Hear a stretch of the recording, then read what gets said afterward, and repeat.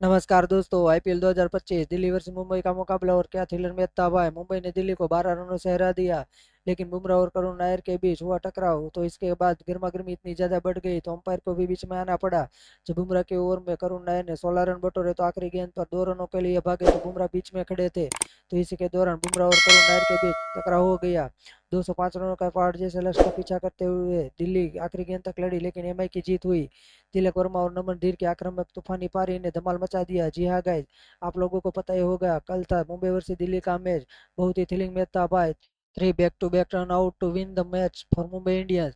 जी हाँ गाइस, मुंबई ने टॉस हारकर पहले बल्लेबाजी की और 20 ओवर में 5 विकेट पर 205 रन बनाए। तिलक वर्मा ने 33 गेंदों में 59 रन बनाए। फिर नमन धीर ने 17 गेंदों में 38 रन ठोकर दिल्ली के गेंदबाजों की कमर तोड़ दी। जवाब में 205 रनों का पीछा करने उतरी दिल्ली की शुरुआत तो ठीक रही, लेकिन दिल्ली कैपिटल्स के लिए करुण नायर ने सर्वाधिक 89 रन बनाए। दिल्ली की टीम 19 ओवर में 193 रन ही बना सकी। मुंबई की जीत में स्पिनर कर्ण शर्मा और मिचेल सेंटर का अहम योगदान रहा। तो दोस्तों, मुंबई की इस धमाकेदार जीत पर आपकी क्या राय, हमें कमेंट में जरूर बताना। जय हिंद।